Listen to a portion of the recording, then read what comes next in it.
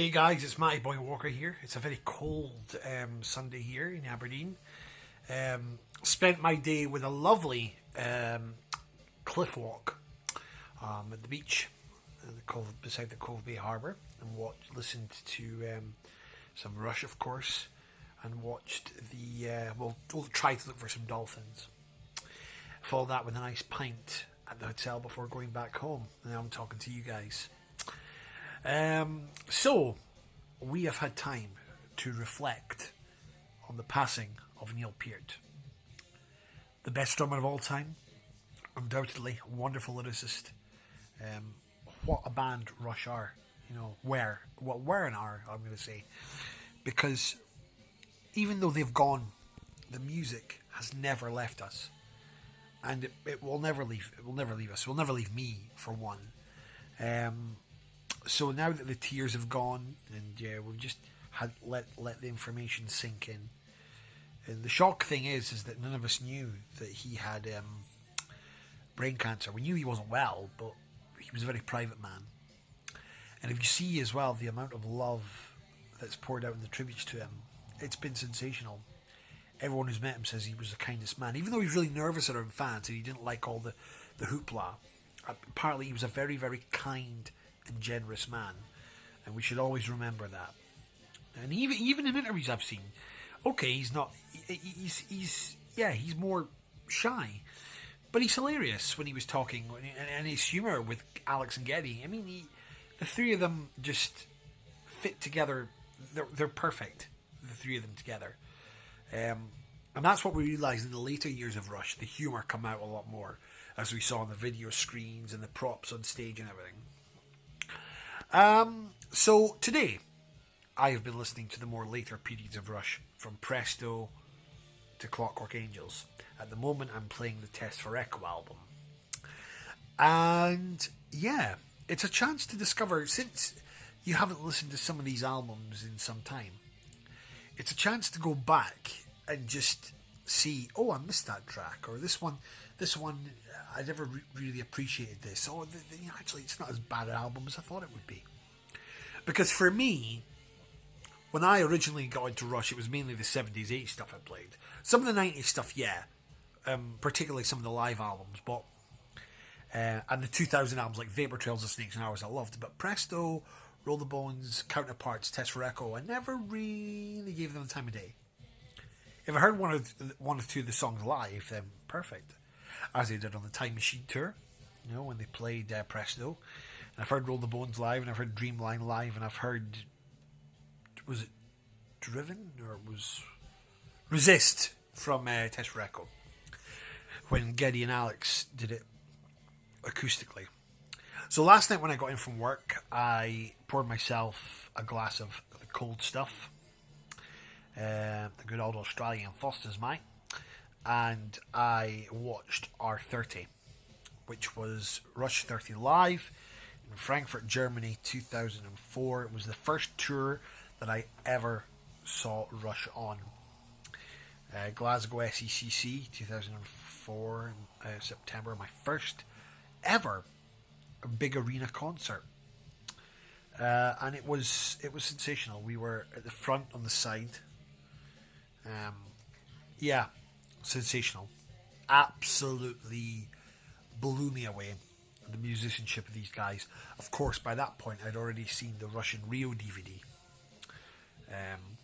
so I knew what they were like live. But of course, let's face it, you never fully appreciate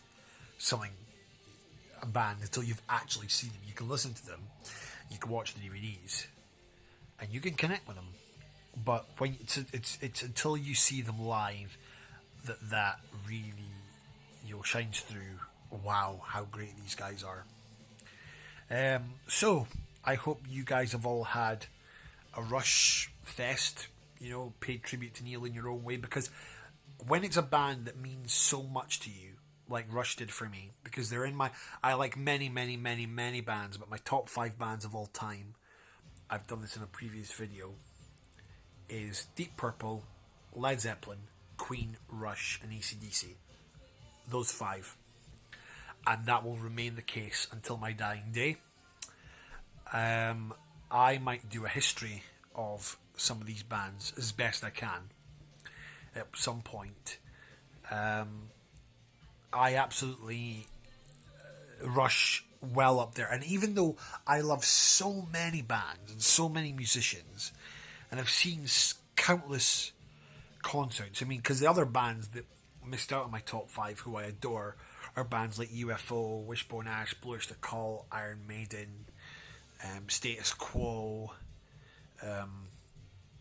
just Saxon, Motorhead, so many, the Eagles.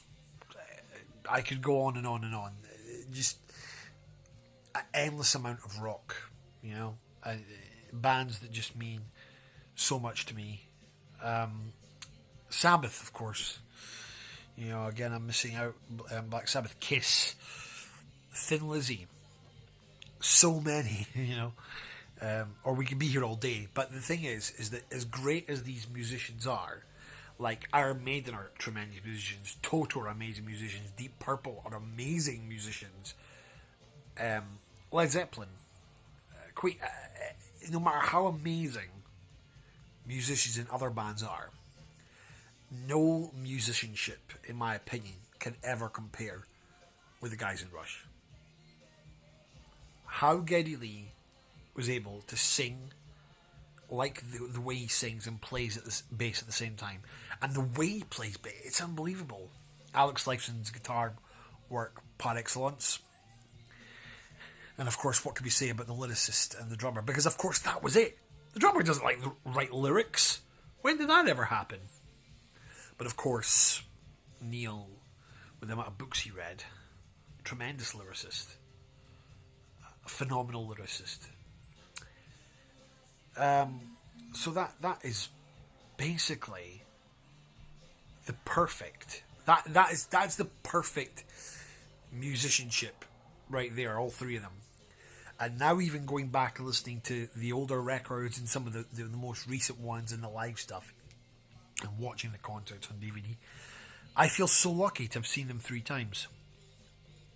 30th anniversary tour, Snakes and Hours tour, and the Time Machine tour. And of course, the Time Machine tour was an added bonus because I got to see and hear them playing moving pictures all the way through,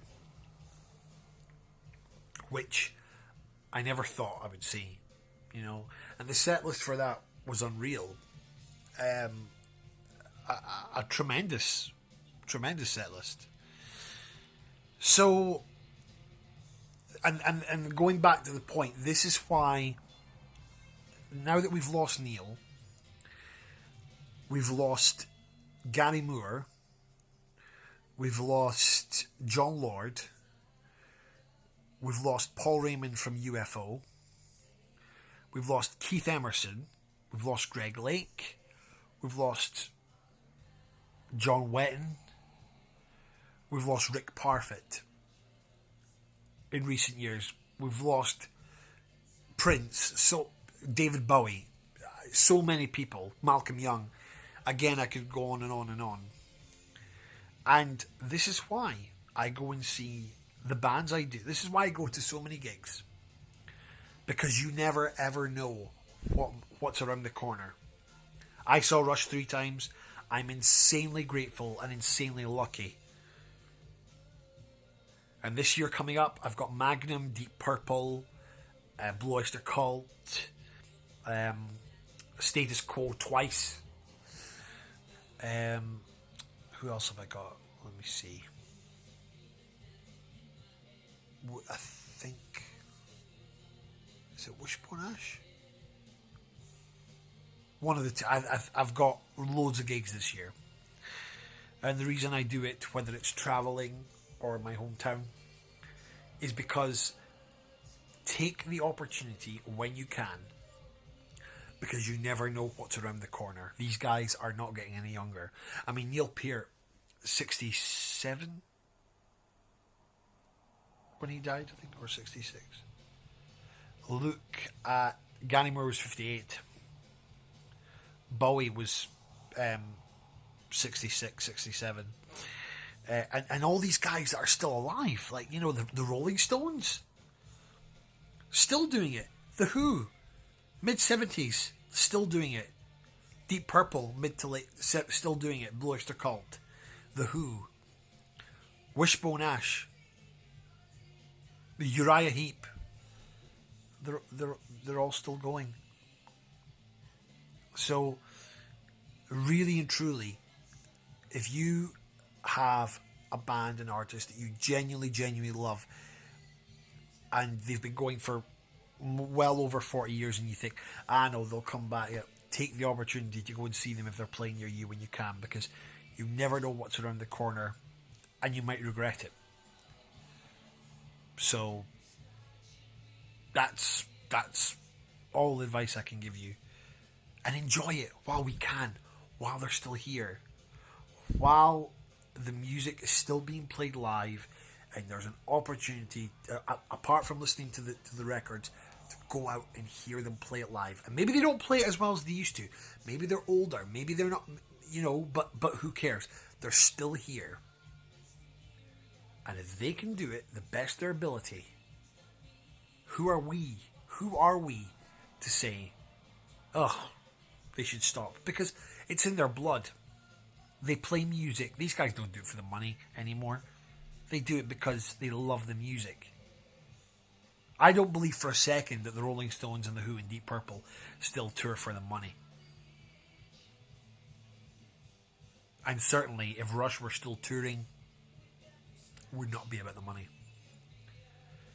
AC/DC, well, that's a question, because we currently don't know what's happening in the world of AC/DC yet, do we? But hopefully, something will come out of that soon.